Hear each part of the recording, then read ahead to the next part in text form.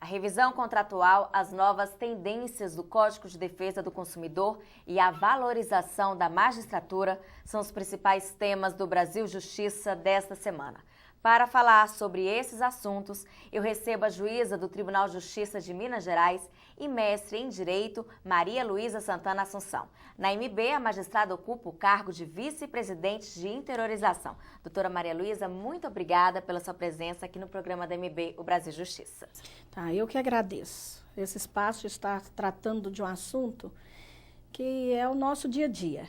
Todos nós estamos a contratar. Seja o contrato de transporte, que é o estacionamento do veículo, seja a compra e venda de um veículo, de um imóvel, ou seja o consumir no supermercado, nas boutiques, nas lojas de departamentos, etc. Então, doutora Maria Luísa, a senhora obteve o título de mestrado em Direito com a dissertação Análise Judicial da Revisão Contratual. Explica pra gente quais foram os principais assuntos abordados. Essa questão da revisão contratual, apesar de ser simples, a princípio, para doutrinadores, na prática judiciária, eu observei várias decisões, que eu analisei inúmeras sentenças e julgados, emendas e emendas.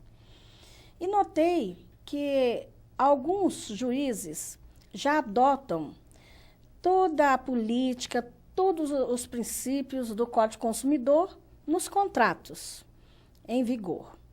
E outros ainda são resistentes. E acham que não, que o contrato ali do direito civil, estão ali naquele limite do direito civil. E o nosso legislador civil, ao tratar da revisão do contrato, no 278 e seguintes do Código Civil, ele trouxe a teoria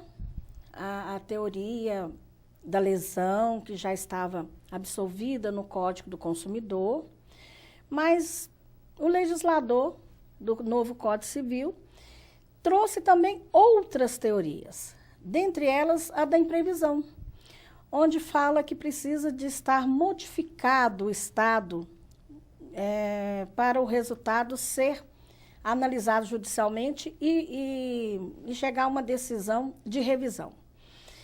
Então, como às vezes não acontece um fato extraordinário, alguns julgadores entendem que tem que extinguir aquela lide, aquele processo. Por quê? Porque entendem que a política econômica do país está estabilizada, apesar de termos inflação, mas não é tão galopante como era antes. Nós estamos num estado de direito consolidado, e que o contrato, o direito civil, que deve reger essas relações, uma vez que o cidadão, ele é maior, ele cumpriu aqueles requisitos, ele é agente capaz, o objeto é lícito, e que o Estado não deve intervir nesses casos. Mas o que tem se notado?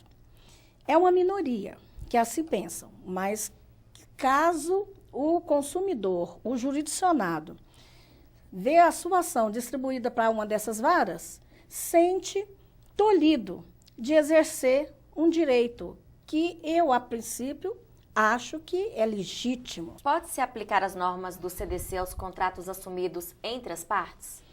Claro que sim, eu entendo, defendo na minha dissertação, eu defendo e aplico nas minhas sentenças. Não são que todas, não é que todos que vão entrar lá vai ter a procedência, vai ser analisado caso a caso. Mas naqueles casos onde que eu observo que existem cláusulas leoninas, porque normalmente esses contratos, principalmente de financiamento bancários, eles são contratos adesão. Eles já vêm pré-escritos e a pessoa adere àqueles termos que estão ali. E, dentre aquelas cláusulas, pode ter algumas que venham, com o passar do tempo, onerar demasiadamente a obrigação. Por exemplo, já está até simulado.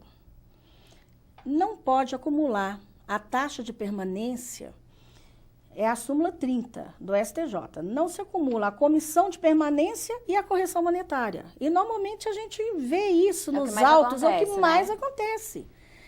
E isso parece que é simples, mas no passar dos anos, agora estendeu-se bastante os meses de financiamento para veículo, etc. Isso dá um efeito. Tem alguns contratos que a gente vai analisar, o cidadão pegou 10 mil e paga 25 mil, 30 mil no final. Quer dizer, ele paga o bem várias vezes. Então, temos que ver. É momento disso? Precisamos disso? A nossa economia, então, está tão frágil para nos levar a esse risco Brasil tão grande? Então, você fala assim, mas não são só normas jurídicas, juíza. Você também tem que observar as normas que regem a economia. As normas econômicas, sim, a gente olha essa questão também. Então, por exemplo, as adequações que normalmente eu faço ao analisar judicialmente esses contratos, principalmente os bancários. Eu aplico a súmula 30, que eu acho que é até minha obrigação, porque não pode realmente estar acumulando. Onde está, a gente vamos fazer a decotagem. Eu também aplico a súmula 296 do STJ, que fala que os juros remuneratórios não são cumuláveis com a comissão de permanência, e eles acumulam tudo. Aí vamos chegar numa questão dos juros. Mas como que pode o juiz, o judiciário, resolver a questão dos juros? Há alguma resistência dos juízes para aplicar essas normas ou não? Tem alguns que ainda estão resistentes, mas vamos ao que interessa, que é os que aceitam a revisão contratual, que eu acho que é o caminho correto. A lei já nos respalda nisso. Várias teorias nos levam a isso. E agora tem súmulas, esses assuntos, porque eles falam assim, não vamos mexer com a questão do juro. Mas vamos ver a questão da comissão de permanência, que é uma constante. Vamos ver a questão também da multa moratória, porque vai acumulando encargos. Tem o principal, aí atrasou por alguma circunstância, não se deve atrasar. Não estou aqui a apregoar que se deve atrasar e a justiça. Não, deve cumprir as obrigações, porque o Estado de Direito, o direito civil é a expressão da liberdade. A liberdade do cidadão de estar resolvendo a sua vida, o seu crescimento. Mas cabe ao Estado, poder judiciário, também interferir onde há abusividade. E sobre a questão dos juros abusivos, como é que eles ficam na revisão contratual? Eu, particularmente, achei um mecanismo que é fácil para qualquer julgador ou qualquer consumidor ou fornecedor.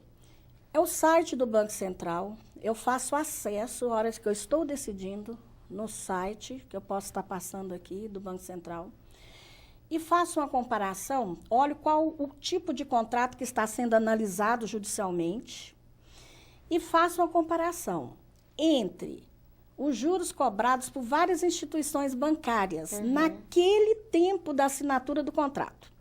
Então, naquele mês, por exemplo, capital de giro, o Banco X estava cobrando 5%, o Banco Y estava cobrando 3%, o Banco Z estava cobrando 2%, e o contratado estava cobrando 6%.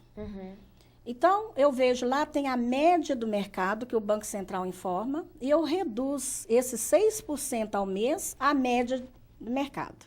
E mando refazer aquela contabilidade, e claro que vai influenciar positivamente no saldo devedor.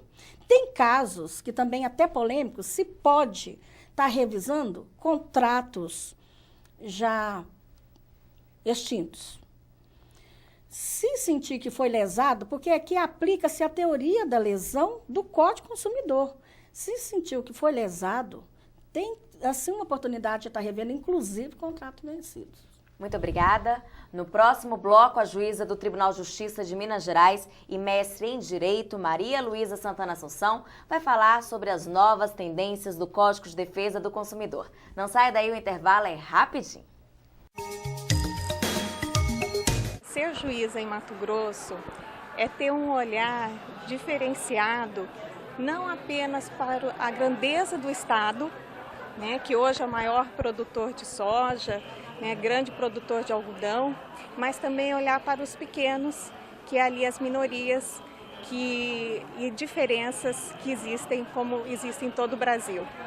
Também é saber que você não pode ter medo de grandes distâncias, né? O nosso estado é um estado muito grande e o juiz ele se desloca, né? Grandes distâncias para atender as comunidades carentes ou mesmo atuar em cidades, né, que muitas vezes estão mais perto, próximas de outros estados do que da nossa capital.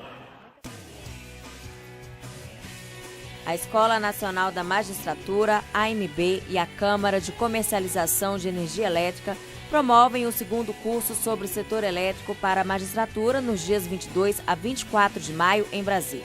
Os interessados em aprender conhecimento sobre o setor elétrico entre os magistrados com foco principalmente no funcionamento do segmento de comercialização têm até o dia 10 de abril para garantir a sua vaga. Mais informações no site enm.org.br.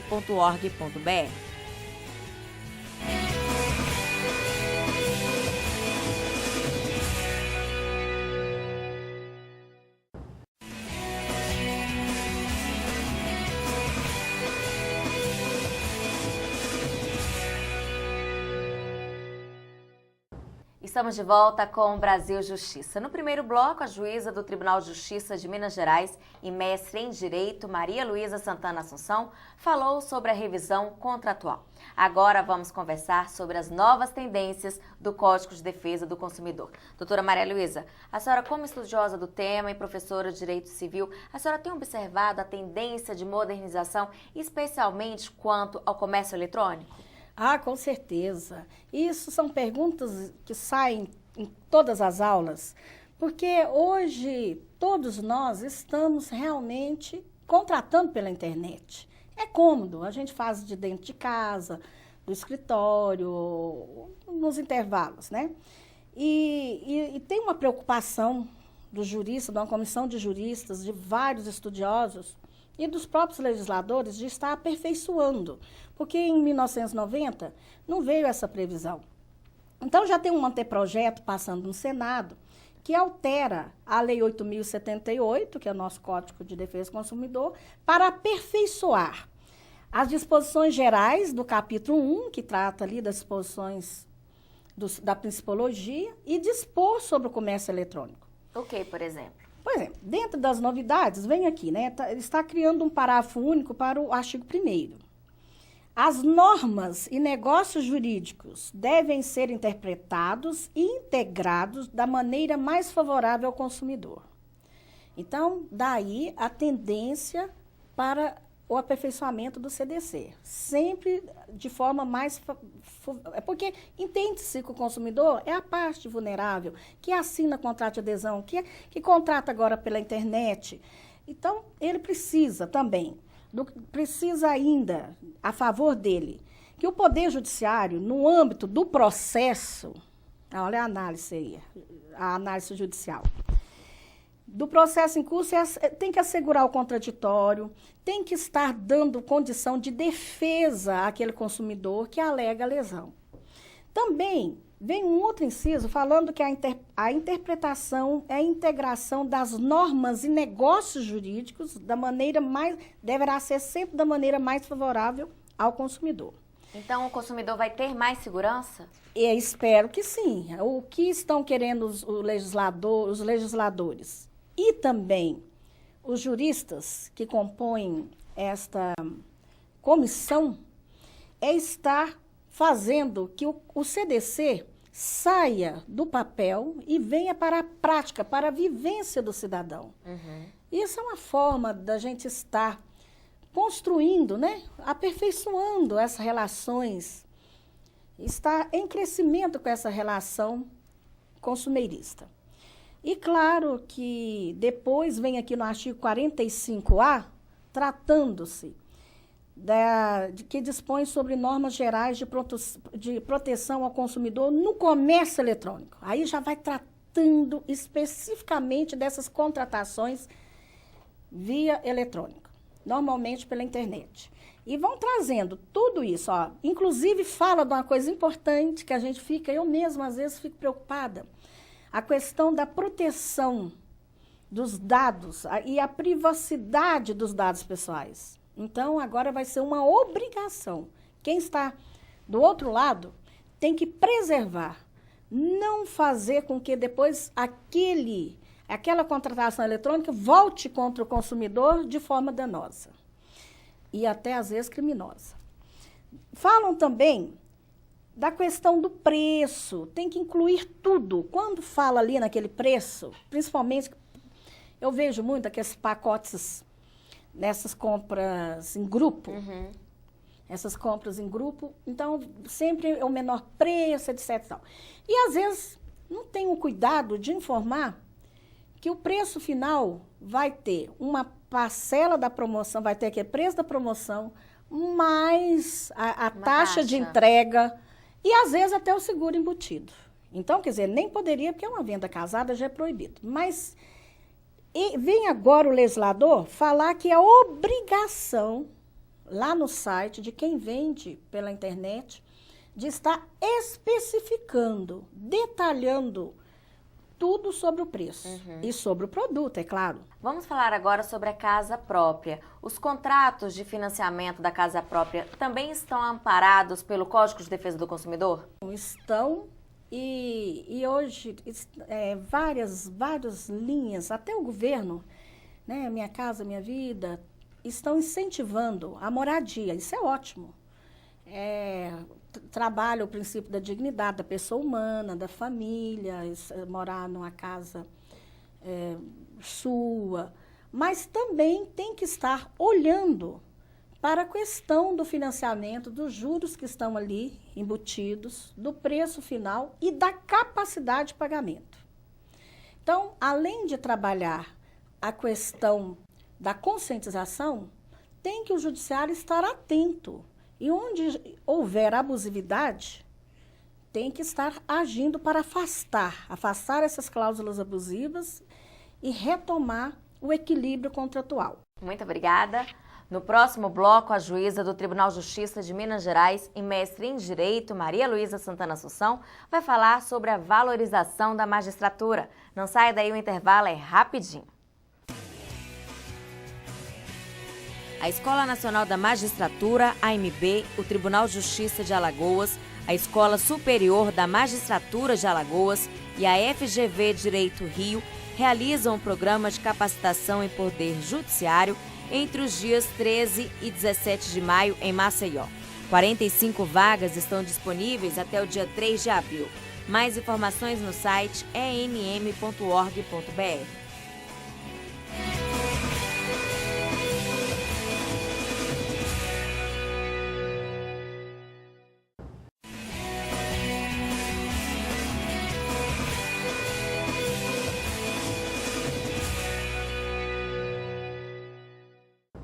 Estamos de volta com o programa da MB, o Brasil Justiça. Nos 2 blocos anteriores, conversamos sobre a revisão contratual e as novas tendências do Código de Defesa do Consumidor. Agora, a juíza do Tribunal de Justiça de Minas Gerais e mestre em Direito, Maria Luísa Santana Assunção, vai falar sobre a valorização da magistratura. Doutora Maria Luísa, qual é o papel do novo juiz cidadão? Realmente, nós temos que estar sempre a repensar, né? Nós estamos nesse século novo, com um novo judiciário. Estamos vindo de Belém, com toda essa problemática do juiz transformador social.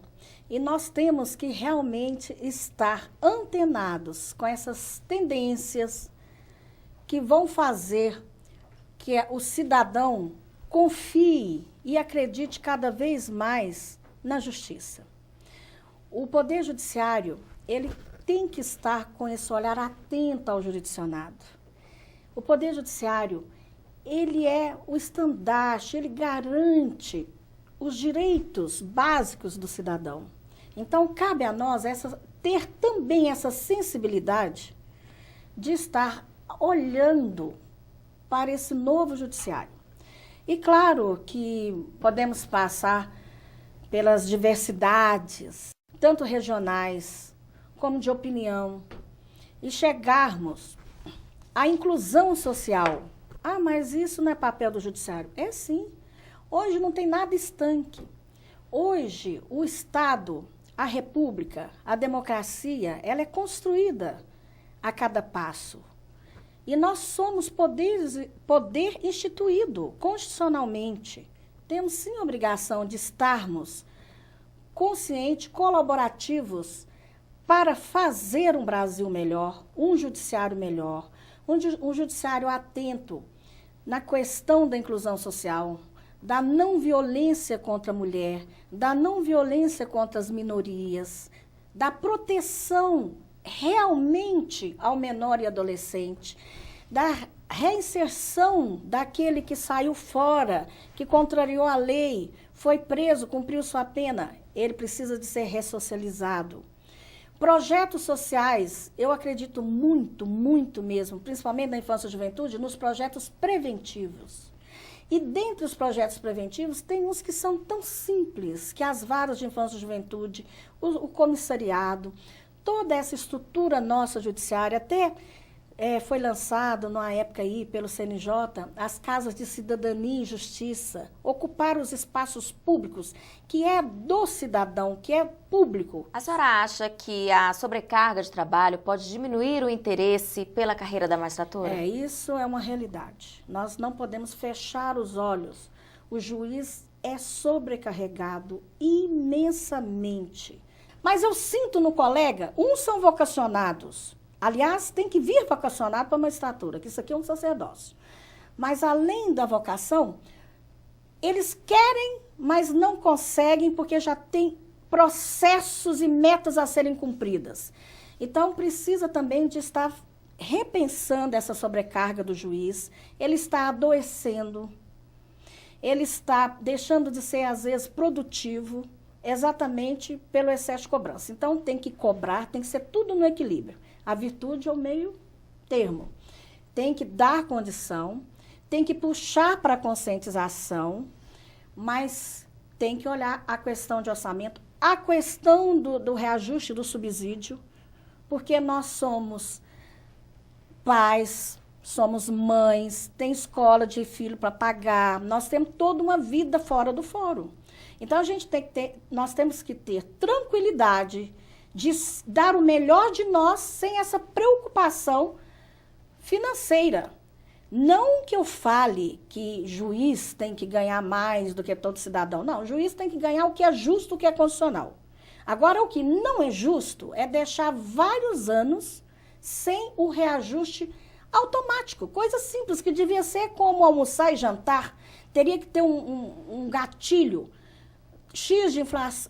Teve inflação X, foi medido nos índices oficiais, X de reajuste. Porque ficar 5, 6 ou mais anos aí, vai dando a defasagem que vai desestimulando o colega. Muitos abandonam a carreira. Abandonam, não por falta de vocação, por falta de condição. E o que a senhora tem a dizer para o estudante ou profissional que deseja ingressar na carreira? Primeiro, estude. Eu falo isso em sala de aula direto e também para os nossos estagiários. A magistratura é um sacerdócio, mas é uma satisfação imensa de quem está aqui, de poder aplicar a nossa legislação, que é boa, a nossa legislação processual é excelente, mas precisa de estudar, preparar bem para chegar seguro, nunca parar. A educação continuada é uma vertente nossa, nessa gestão a gente trabalha muito isso, junto à nossa escola judicial, o aperfeiçoamento do magistrado, e também a questão desse novo juiz. Se quiser pensar que vai ficar aqui para trabalhar pouco, não vem, aqui vai trabalhar muito. Leva trabalho para casa, inclusive, né? Claro, tem um dever de casa sempre. Se quiser pensar que vai chegar aqui e vai ser o topo da carreira, não vai precisar de aperfeiçoar, não venha, porque tem que aperfeiçoar sempre. É mestrado, cada hora surge temas novos. Olha a questão do comércio pela internet, comércio eletrônico. E assim sucessivamente. Então, venha, mas venha com vocação, com vontade de arregaçar as camisas e construir esse judiciário solidário, esse judiciário cidadão, esse novo juiz. Doutora Maria Luísa, uma outra reivindicação da categoria é o adicional por tempo de serviço, o ATS, né?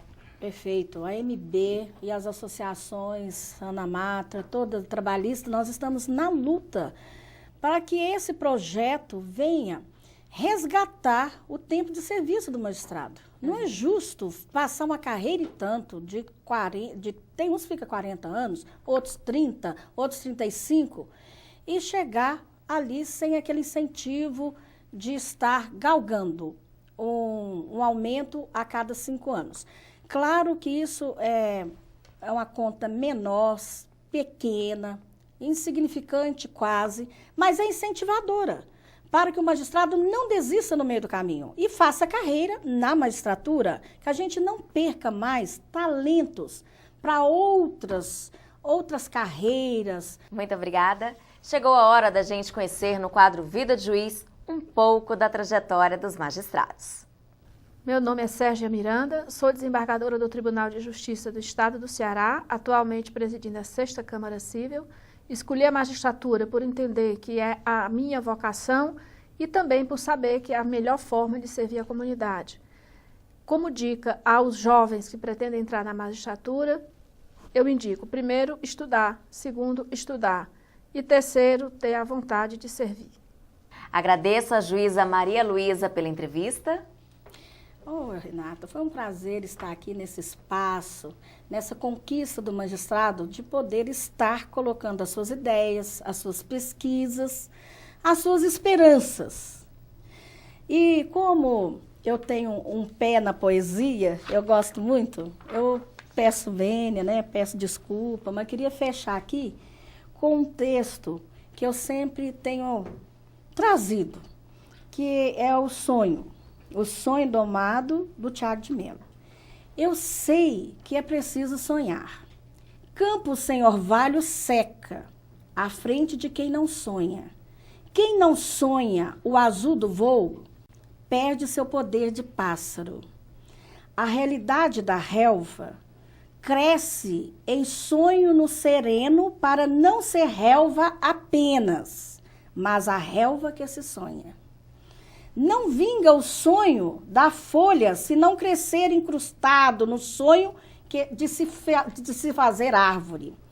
E sonhar, mas sem deixar nunca, sonhar, mas sem deixar nunca que o sol do sonho se arraste pelas campinas do vento. É sonhar, mas cavalgando o sonho, inventando o chão para o sonho florescer. É essa mensagem que eu deixo aqui, em agradecimento. O nosso programa termina aqui. Se você quiser sugerir algum tema, escreva para o nosso e-mail, brasiljustiça@amb.com.br. Muito obrigada pela sua companhia e até o próximo. Obrigada.